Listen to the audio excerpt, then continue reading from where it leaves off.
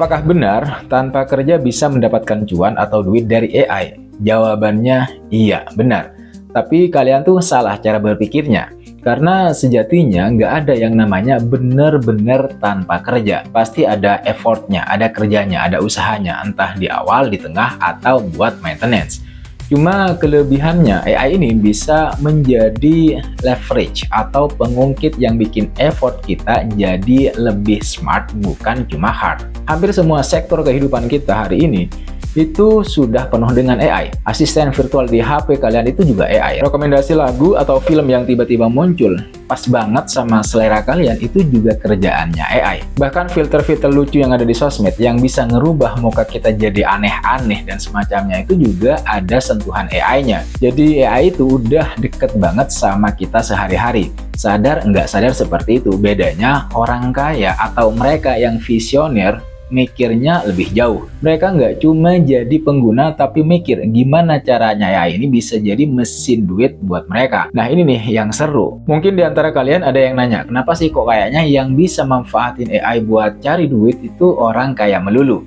Jawabannya yang pertama, modal. Nggak bisa dipungkiri, buat ngembangin atau investasi di teknologi AI canggih itu butuh duit yang nggak sedikit. Mereka punya amunisi lebih buat riset, rekrut talenta, atau beli tools AI premium. Yang kedua, akses informasi dan jaringannya. Biasanya orang kaya ini, mereka punya akses lebih dulu ke informasi terbaru soal teknologi, tren pasar, dan punya jaringan ke orang-orang pinter di bidang AI. Jadi mereka tahu peluang lebih cepat daripada kita-kita. Yang ketiga, mindset investasi jangka panjang. Mereka, orang kaya ini, melihat AI bukan cuma buat gaya-gayaan doang, tapi sebagai investasi buat masa depan mereka. Mereka berani ngambil resiko yang terukur. Kemudian yang keempat, kemampuan merekrut talenta seperti yang saya bilang tadi.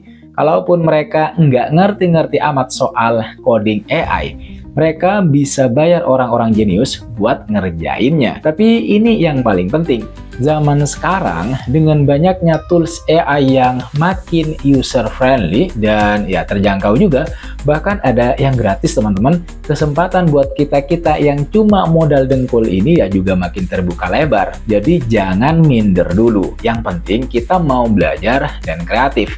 Tapi sebenarnya gimana sih para orang kaya ini main AI buat mendapatkan cuan, mendapatkan duit? Cara pertama yang lagi ngetren banget hari ini adalah di bidang konten dan kreasi. Dulu bikin artikel misalnya, nulis skrip, desain grafis, atau bahkan bikin musik dan video itu butuh waktu panjang, butuh tenaga, dan skill khusus.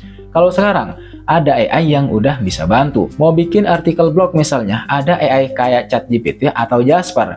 Tinggal kasih perintah, terus hasilnya kita poles sedikit biar makin oke. Orang kaya itu bisa pakai ini buat produksi konten massal buat website bisnisnya, SEO, atau bahkan jualan jasa penulisan artikel. Kalau butuh gambar buat postingan media sosial, ilustrasi buku, atau desain kaos, sekarang udah ada AI art generator kayak Midjourney, DALL-E, Stable Diffusion.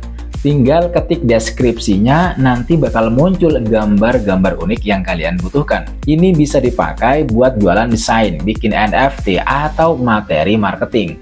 Kemudian yang terakhir, bikin suara narasi atau voice over, atau ngedit video simple. Udah ada AI-nya juga, jadi memproduksi konten itu bisa lebih cepat dan hemat biaya. Bayangin, satu orang dibantu AI itu bisa ngerjain kerjaan yang dulu butuh tim kecil. Terus tanpa kerjanya di mana? Ya, ide awal, prompt, kurasi, dan finalisasi itu tetap butuh sentuhan manusia, human touch. Tapi AI udah ngebantu 70-80% pekerjaan beratnya. Lumayan kan? Mereka yang punya agensi konten atau banyak channel digital, ini sih ngebantu banget buat scaling up untuk memperluas bisnis mereka. Cara yang kedua, dan ini udah banyak diterapin sama bisnis-bisnis gede, adalah otomatisasi proses bisnis dan layanan pelanggan. Bayangin, punya karyawan digital yang kerja 24 jam selama seminggu tanpa ngeluh, tanpa minta naik gaji, dan hampir tanpa salah. Itulah AI. Yang dimaksud dengan otomatisasi bisnis dan layanan pelanggan itu seperti apa sih? Itu pertanyaannya. Misalnya, AI bisa ngebantu kirim email follow up ke calon pelanggan secara personal dan terjadwal. Itu bisa dilakukan oleh AI. Nggak perlu lagi kirim manual satu-satu. Terus banyak website sekarang yang pakai chatbot AI buat menjawab pertanyaan-pertanyaan yang datang dari pelanggan. Biasanya pertanyaan-pertanyaan umum.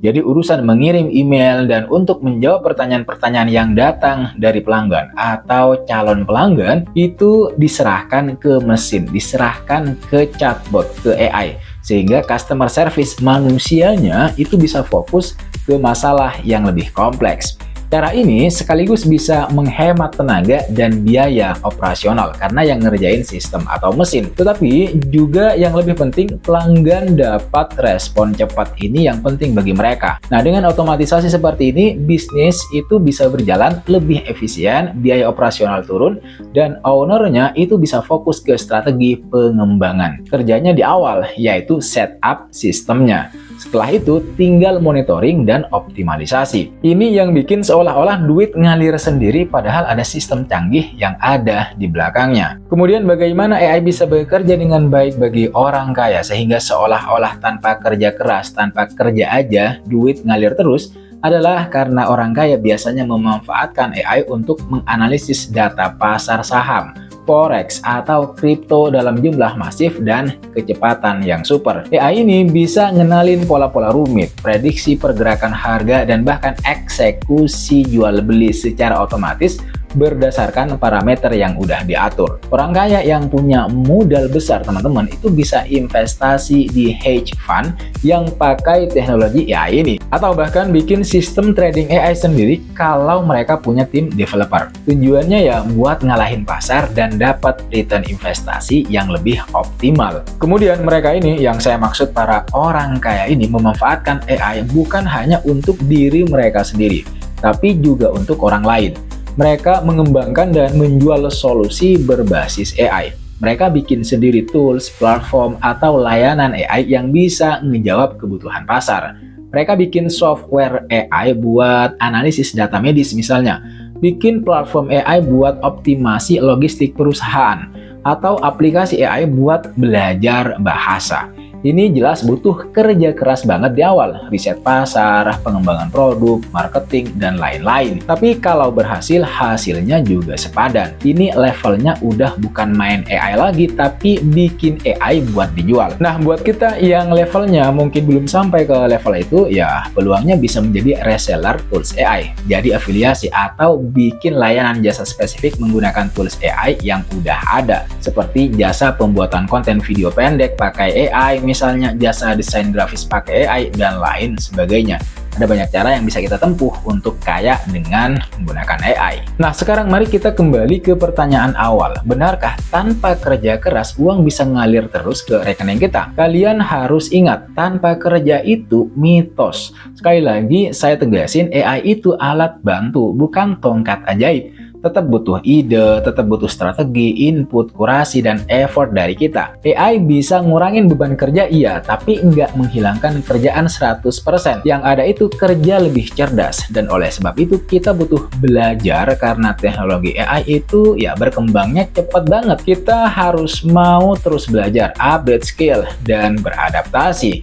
Nggak bisa cuman diem aja, kemudian nunggu duit datang, nggak bisa. Itu artinya kita juga harus punya modal di awal. Walaupun banyak tools AI yang gratis, untuk hasil yang lebih profesional, yang lebih optimal, atau dalam skala besar, seringkali butuh langganan tools AI premium, investasi di software, atau bahkan biaya buat kursus. Segratis-gratisnya aplikasi tetap aja ada keterbatasannya, dan di situ kita tetap butuh modal awal untuk belajar dan menggunakan AI yang premium misalnya. Kenapa butuh belajar dan butuh AI yang premium untuk hasil yang lebih bermutu, lebih berkualitas? Ya karena kompetisinya sekarang itu udah makin ketat. Sekarang udah makin banyak orang yang sadar akan potensi AI.